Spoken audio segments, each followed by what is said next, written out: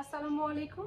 সবাই কেমন আছেন এটা জিজ্ঞাসা করব না, কেননা এখন এত বেশি টেম্পারেচার আমাদের চারপাশে, ওয়েদারটা এত বেশি হয়ে আছে, খারাপ হয়ে আছে, যার কারণে কিন্তু আমরা অনেক বেশি সাফার করছি। তো আজকে বেশি কথা বলবো না, শুরুতেই আমরা জেনে নিব যে আসলে আমাদের চারপাশে যে এত বেশি হিট স্ট্রোক বা সবাই অসুস্থ হয়ে যাচ্ছে, বা আসলে এই পরিস্থিতিতে আমাদের কি কি করণীয় বা কোন কোন খাবারগুলো আমাদের মেনটেন করলে আমাদের বডি টেম্পারেচার মেনটেন হচ্ছে, আমার বডিকে আমরা কুল ডাউন করতে পারছি এবং আমরা হিট স্ট্রোক থেকে দূরে থাকতে পারবো, সেই বিষয়টি নিয়ে আমরা আজকে কথা বলবো।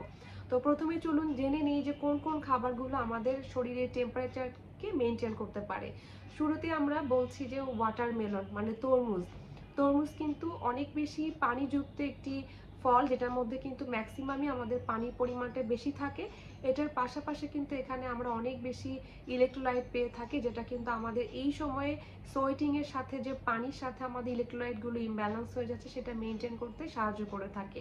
তাই আপনারা প্রতিদিন চেষ্টা করুন অন্যান্য খাবারগুলোর পেছনে টাকা খরচ না করে কিছু পরিমাণ আপনারা এই খাবারের প্রতি ব্যয় করা। অনেক সময় আমরা করি কি যে ঠান্ডা হওয়ার জন্য কোক কিনে খাচ্ছি, আমরা আইসক্রিম খাচ্ছি, যেটাতে কিন্তু আমরা হিউজ পরিমাণ টাকা ওয়েস্ট করছি। সো সেই টাকাটা যদি আমরা একটু যেই খাবারগুলো আমাদের বডিকে আরও ভালো রাখতে পারে সেটার পেছনে ব্যয় করি, তাহলে কিন্তু সেটা অনেক বেশি হেল্পফুল হচ্ছে আমাদের জন্য। এরপরে আসলে যে খাবারটা সেটা হচ্ছে আমরা বলবো যে শশা। শশা আপনারা অনেকেই খেয়ে থাকেন। শশা আপনারা সালাদ করে, শশার জুস করে বা যে কোনোভাবে কিন্তু আপনারা প্রতিদিন শশাটাকে রাখতে পারেন।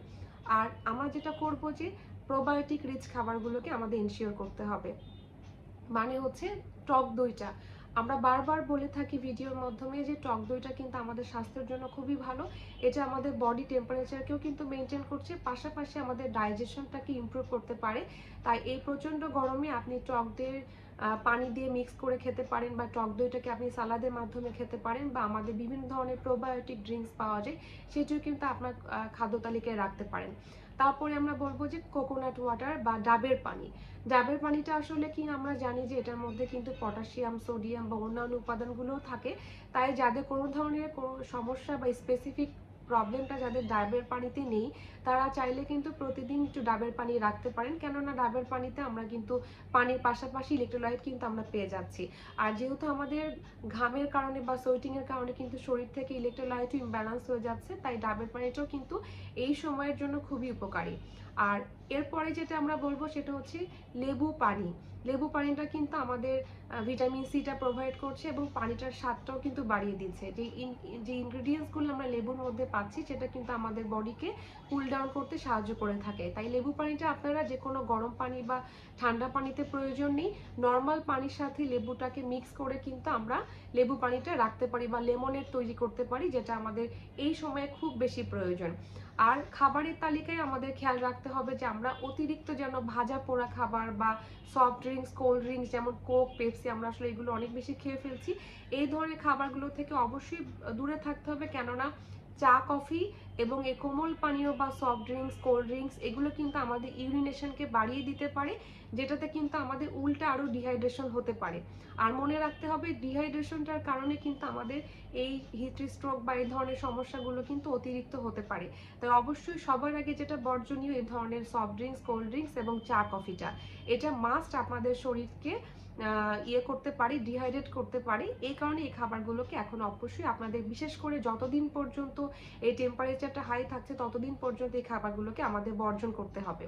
আর রান্নার যে খাবারগুলো সেটাতে আমরা বলবো যে এখন প্রয়োজন নেই অনেক বেশি স্পাইসি করে খাবারটাকে রান্না করার। খুব পাতলা ঝোল, কম স্পাইস দিয়ে কিন্তু আমরা যে কোনো ধরনের শাকসবজি যেমন লিফি ভেজিটেবলস বা নর্মাল যে ভেজিটেবলসগুলো আছে, ঝিঙ্গা, চিচিঙ্গা বা আমাদের লাউ, পেঁপে, এগুলো সবজি কিন্তু আমাদের স্বাস্থ্যের জন্য খুবই ভালো।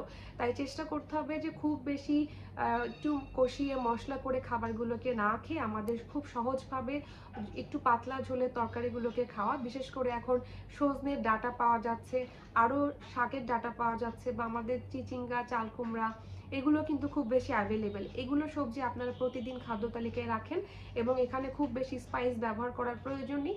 পরিমিত তেল দিয়ে, পরিমিত খাবার দিয়ে খাবারটা আপনারা প্রতিদিন কিন্তু খাদ্য তালিকায় রাখতে পারছেন। এরপর আমি বলবো যে আমাদের যে মিন্ট পাওয়া যায়, মিন্ট বা যে ধরনের আমরা যে লেটুস পাতা বা মিন্ট, এগুলো আমরা কি করতে পারি, এগুলোকে আমরা জুস করে পানির সাথে মিলিয়ে লেবু দিয়ে কিন্তু আমরা একটা ড্রিঙ্কস তৈরি করতে পারি, যেটা কিন্তু আমাদের স্বাস্থ্যের জন্য অনেক উপকারী।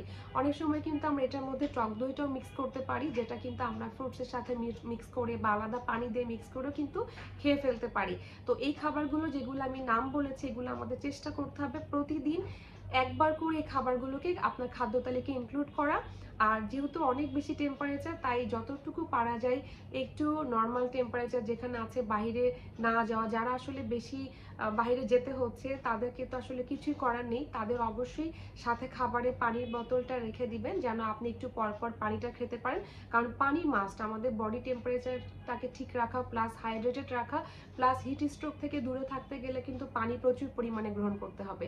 সেটা যদি আমরা প্রয়োজন হয় ফলের মাধ্যমে, নর্মাল পানি দিয়ে, ডাবের পানি দিয়ে, বা লেবু পানি বা লেমনের দিয়ে। আর চেষ্টা করতে হবে অতিরিক্ত সুগার যেন না খাওয়া, কম সুগারে যতটুকু খাবার আমরা মেনটেন করতে পারি সেটা চেষ্টা করা। আর ফলের মধ্যেও কিন্তু পেঁপে একটি ভালো উৎস, যেটা আমাদের বডিকে কুল ডাউন করতে পারে। তাই সকালে আপনি চেষ্টা করতে পারেন যে কোনো কার্বকে রিপ্লেস করে পেঁপেটাকেও রাখার জন্য।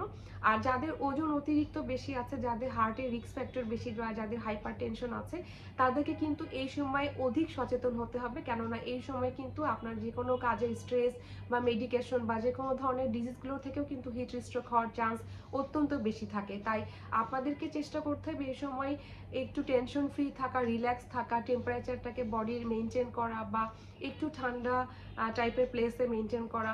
সো এগুলো যখন আপনি ওভারঅল মেনটেন করবেন, আপনার রিস্ক ফ্যাক্টরগুলো কিন্তু অনেকটা কমে আসবে। তো আজকের টিপসগুলো ছিল যে আসলে আমরা কিভাবে হিট স্ট্রোক থেকে দূরে থাকতে পারি, বা আমাদের বডিকে আমরা কিভাবে কুল ডাউন করতে পারি, আর রেগুলার আসলে কোন কোন খাবারগুলো আমাদের মেনটেন করা উচিত। তো আপনারা যারা এই ভিডিওটি দেখছেন অবশ্যই শেয়ার করে দিবেন। আর চেষ্টা করতে হবে যে প্রতিদিন মেনটেন করা। শুধু আমরা জানলে হবে না, আমাদের রেগুলার লাইফে কিন্তু এটাকে অ্যাপ্লাই করতে হবে। সো এটা আপনার আজকে থেকে এই খাবারগুলো আপনার খাদ্য তালিকায় যোগ করে ফেলুন, বাসায় না থাকলে কিনে এটাকে প্রতিদিন মেনটেন করুন। এবং খাবারের পানিটা বারবার বলছি যে পানি শূন্য হওয়া যাবে না। তো আমরা যেহেতু জানি যে যে খাবারগুলোর নাম বলেছি যে খেলে উল্টে আরও পানি শূন্য হতে পারে, ভুল করে সেই খাবারগুলো আপনারা প্লিজ কেউ খেয়ে ফেলবেন না। একটু কষ্ট করে হলেও কিছুদিন আপনারা মেনটেন করুন। ইনশাল্লাহ আমরা কিন্তু এই প্রতিকূল অবস্থা থেকে কিন্তু আমরা ব্যাক করতে পারবো খুব সুন্দরভাবে। সবার জন্য শুভকামনা। শেষ করছি আমি পুষ্টিবিদ সামিয়া তাসনিম।